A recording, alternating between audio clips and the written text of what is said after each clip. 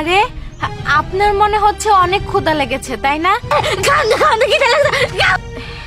এই নেন এই রুটি। আরে আরে একটু আস্তে আস্তে খান। এই নেন পানি খান।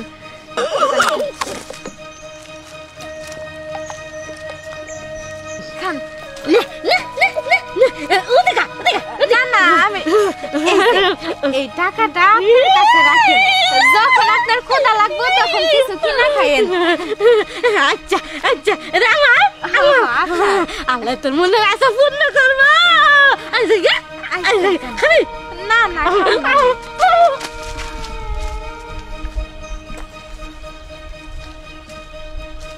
আমার কাছে মাত্র 10 টাকা আছে। আমি গেছিলাম ইন্টারভিউ দিতে, আর এক জায়গায় ইন্টারভিউ দেওয়ার লেগে যাওয়ার লাগবো। আমার তো অনেক ক্ষুধাও লাগছে। এখন যদি ওই জায়গায় ইন্টারভিউ দিতে যাই তাহলে তো আমার টাকাই হবো না, আর খাইতেও পারবো না। আমি কি করবো? না তার থেকে ভালো হবো আমি বাড়িতে চলে যাই।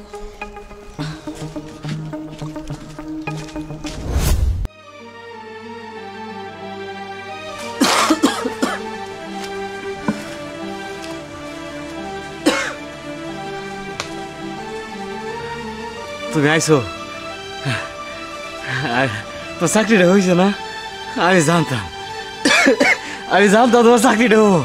আল্লাহর কাছে নামাজ পড়ে কত দোয়া করছি তোমার চাকরিটা যেন হয়। আর তাছাড়া আমার বউ তো অনেক ইন্টেলিজেন্ট, অনেক বুদ্ধিমান। আমার বউয়ের চাকরিটা না হয়ে পারে না। বউ মন খারাপ করে আছো কেন? এখন তো খুশির সময়, খুশি হও। না গো, আমার চাকরি হয় নাই। বউ আমার সাথে মজা করতেছো তাই না? আমি বুঝছি বউ, তুমি আমার সাথে মজা করতেছো। আরে আমি তোমার সাথে মস্করা করতে যাবো কেন?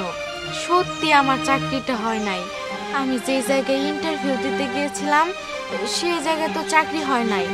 আর এক জায়গায় আমার ইন্টারভিউ ছিল, কিন্তু ওই জায়গায় আমি যাইতে পারি নাই।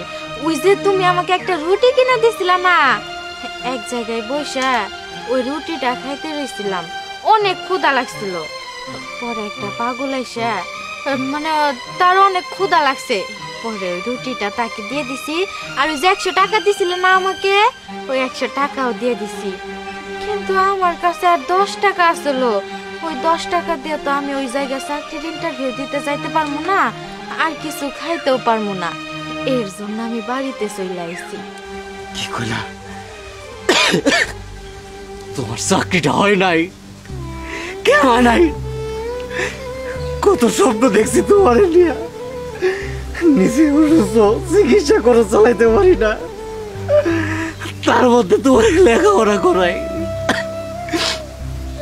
ভাবছিলাম তোমার চাকরিটা হইলে ভালো মন্দ চাইটা খাইতে পারবো, ভাঙা ঘরটা ভাঙা একটু ভালো করে থাকো। আমি তো বেশি কিছু স্বপ্ন দেখি নাই, কটা ভালো মতো খাইতে চাইছিলাম, একটু ভালোভাবে থাকতে চাইছিলাম।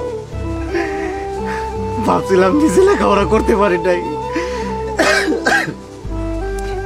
কিন্তু তোমার লেখাপড়া করাবো। দিনের দিন কই নাই, রাতের রাত কই নাই, দিনের পর দিন পরিশ্রম কইরা গেছি। তুমি চাকরিটা করতে পারো লেখাপড়া কইরা, সব স্বপ্ন তুমি মাটি কইরা দিছো। আল্লাহ আমার কি দোষ? আল্লাহ আমি গরিব হয়েছি, আমার কি অপরাধ? গরিব তো তুমি বানাইছ। আমি কি করবো কও? চাকরি নিতে গেলে তো অনেক টাকা দরকার। আমার কাছে তো টাকা ছিল না যে আমি গাড়ি ভাড়া দিয়া ওই জায়গায় চাকরির ইন্টারভিউ দিতে যাবো।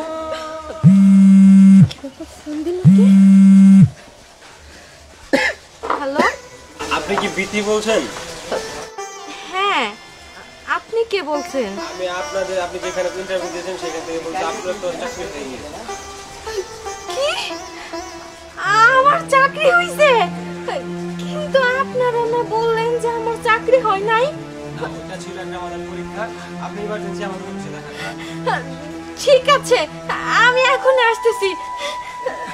শুনছো, আমার নাকি চাকরি হয়েছে। তোর চাকরি হয়েছে? সত্যি কইতেছো? সত্যি, এখনই আমাকে অফিসে যাইতে বলছে। আমি যাই। যাও যাও যাও।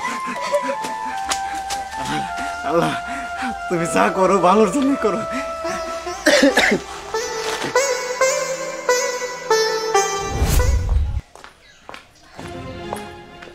আসসালামু আলাইকুম ম্যাডাম। ওয়ালাইকুম আসসালাম। আপনারা বললেন যে আমার চাকরি হয়নি, আমাকে রিজেক্ট করে দিয়েছেন, কিন্তু আবার ফোন দিয়ে আমাকে এই জায়গায় কেন আসতে বললেন? কেন আসতে বলেছি? কারণ তোমার চাকরিটা হয়ে গেছে। কি বলছেন ম্যাম? সত্যি আমার চাকরি হয়েছে? সত্যি তোমার চাকরি হয়েছে। শোনো, তুমি যখন পার্কে বসেছিলে, একটা পাগল রুটি খাওয়ার জন্য কান্দাকাটি করছিল, মনে ছিল?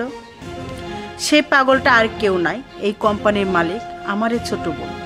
এটাই ছিল ইন্টারভিউ, আর এই ইন্টারভিউতে তুমি পাশ করেছো, তাই চাকরিটা তুমি পাবে, তুমি যোগ্য। তার মানে উনি পাগল নিয়ে ছিল না, উনি এই কোম্পানির মালিক।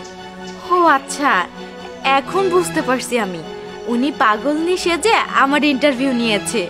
হ্যাঁ মা, উনি আমার ছোট্ট শালিকা।